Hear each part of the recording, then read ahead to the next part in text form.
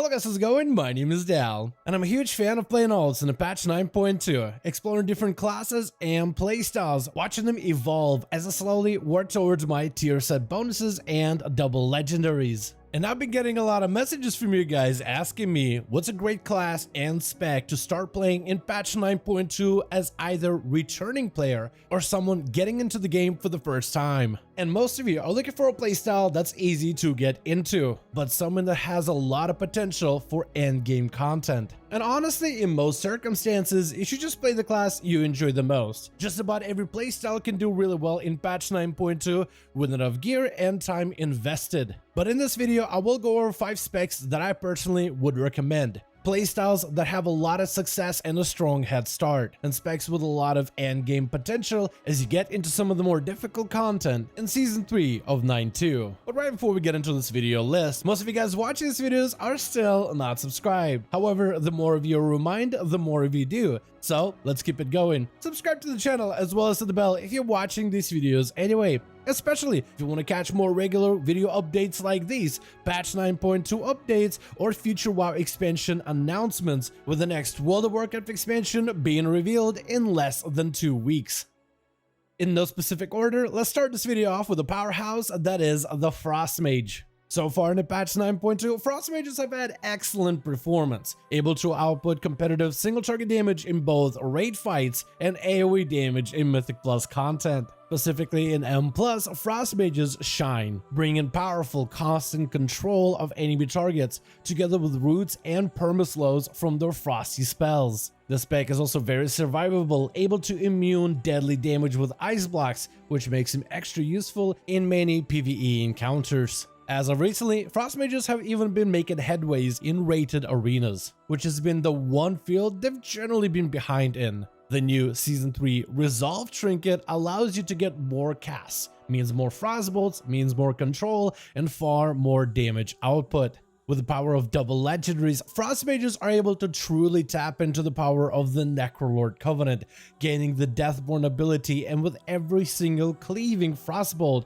their power grows more and more until it becomes overwhelming within arenas and battlegrounds. And just like in dungeons, the constant control you bring in for Mythic Pluses is just as deadly as it is in PvP, slowing your targets down to a crawl, rooting them in place when they're out of position, even separating enemy teammates with a wall of ice. A lot of Frost Mages started playing the arenas side by side with Warlocks, another very competitive and powerful ranged DPS dealer for PvP. The enemy team will have a difficult time deciding whether they want to shut down the mage, but you also don't want the Warlock free casting, or completely shut down the Warlock, leaving the mage open. And if you're the Frost Mage, free to cast spells on enemy targets with the Deathborn ability at the ready. You can eventually ramp up your damage to the point where your frostbolts are absolutely overwhelming. Over this last update, Frost Mages saw serious improvements, finding themselves competitive in raids, very dominant in Mythic Plus content, and all of a sudden surprisingly good for PvP as well, which makes him an easy range DPS spec to recommend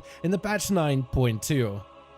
The next spec on the list is going to be the healer, the Holy Priest. Holy Priest specifically saw a massive buff right before patch 9.2 was released, with their healing and damage receiving significant tune-up to make it far more competitive for all kinds of content. These buffs have been massive for the spec, letting them surge in popularity for dungeon content and Mythic Pluses, letting them terrorize players within arenas and battlegrounds, and securing a fairly competitive spot when it comes to raiding content. Overall, it's a well-rounded healer able to engage with all kinds of endgame content at a high level. The spec also has the advantage of multiple viable Covenant options, whether you want to do massive big AoE damage in Mythic Plus dungeons as Kyrian, or support your allies from afar with Night Fae, or contribute to valuable group DPS in PvP with Venthyr.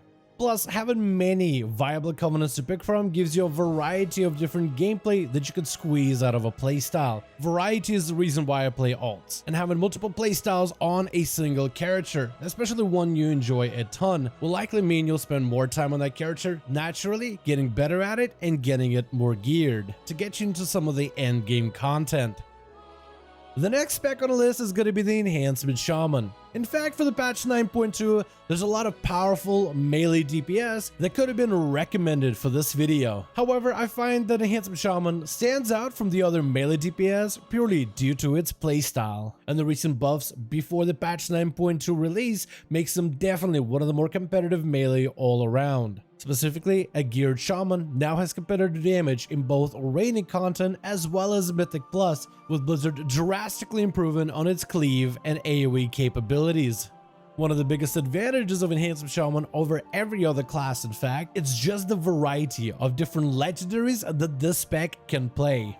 Depending on the legendaries you combine, you get advantages in a variety of different content. Pairing together the Nightfit Covenant Lego together with the Wolf Bones Ghost Wolf Lego, you get extra bonus boss damage that sets you ahead of other melee.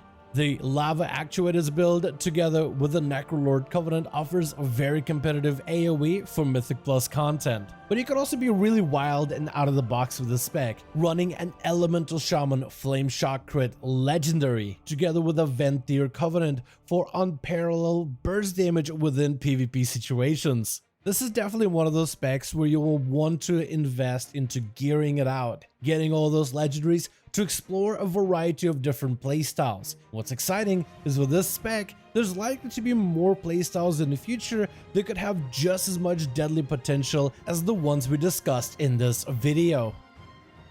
The next spec on the list is going to be the Blood DK. Out of all the tanks in patch 9.2, none of them are really all that bad. All of them are fantastic for both raiding and Mythic Plus content. Majority of the tanks are actually performing relatively closely to one another, so it really comes down to a personal choice. And for this video, I want to recommend Blood Death Knight because of their powerful tier set. Their tier set offers them more weapon uptime, which gives them a ton of parry, which makes them extra tanky, specifically in Mythic Plus content. But their tier set is honestly a double-edged sword in the best way possible. It also offers them a ton more damage output, making Blood DK a very competitive tank for DPS when it comes to raiding or Mythic Plus encounters. And as of right now, in the patch 9.2, Blood Death Knights have been very competitive when it comes to pushing some of the higher end raiding, and their performance in Mythic Pluses keeps them relatively close to every other tank in the game. But I really enjoy Blood DK for multiple reasons. One, it's a very self-sufficient tank with a lot of self-healing. You take big chunky damage, but then you heal right through it. And the better you get used to the Blood Death Knight as you collect your tier set and certain trinkets to make you tankier, healing through all that damage becomes easier and easier as you develop experience in this class. Second, this tank is very straightforward. Anti-magic shell to immune certain damage and debuffs and prevent damage done to your health. IBF to make you immune to stuns and reduce physical damage. Anti-magic zone to protect your allies and yourself from magic damage around you. Then there's abilities like Death Grip and Gorfien's Grasp that lets you reposition enemies to a spot that you want them. This is such an underrated tool that can be used to interrupt enemy casts or just put enemies in a better position for the rest of your team. It's an incredibly fun tank with a bit of a learning curve, but once you get used to it at the high-end content, I think it can become one of the more forgiving tanks when it comes to really pushing some of the high-end Mythic Pluses and even raids. And the final spec on this list will be the Subtlety Rogue, which has had an excellent performance in both raids and PvP. If you're looking to raid on your rogue, definitely try the Kyrian Covenant, a very fast-paced playstyle that's a bit more forgiving in its rotation. Subtlety also has fantastic representation in Mythic Plus content, both for its damage as well as great survivability. But the reason why Subtlety is on this list is primarily for PvP. For the longest time over the last few expansions, rogues have been synonymous with PvP in World of Warcraft. And in patch 9.2, the spec of Subtlety Rogue is no different. Subtlety Rogues seem to have an infinite amount of stuns, able to chain CCs like blinds and saps and control multiple enemies at once without losing any of their damage. Speaking about damage, they have some of the most consistent bursts when it comes to PvP.